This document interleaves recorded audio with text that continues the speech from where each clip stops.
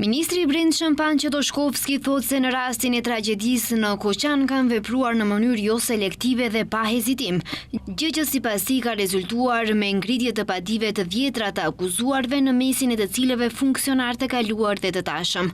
Në rastin e tragjedisë në diskotekën në Koçan, Ministria e Punëve të Brendshme ka realizuar hetim gjithë përfshirës, janë parashtruar kallëzime penale kundër 70 personave, në mesin e të cilëve ka edhe ministra, kryetar komunash, shefa, inspektor, zyrtar, policor të tanishëm dhe të kaluar si dhe shumë bartës tjerë funksionesh, pa mbrojtje, pa selektim, pa hezitim.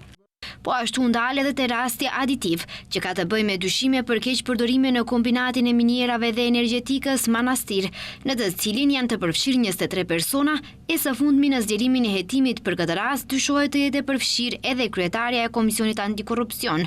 Ministri këtë rast e sheh si simbol i asaj se, siç tha, nuk ka të paprekshëm kur bëhet fjalë për keq përdorime të parave dhe resurseve publike.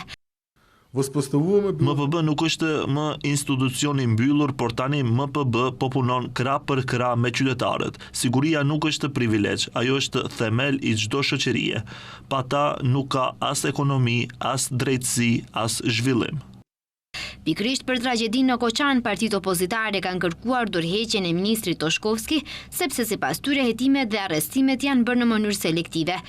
Në kërkesën për drejtësi edhe protestuesit e rastit të Koçanit kanë kërkuar dorëheqje nga posti i ministrit të Brendshëm.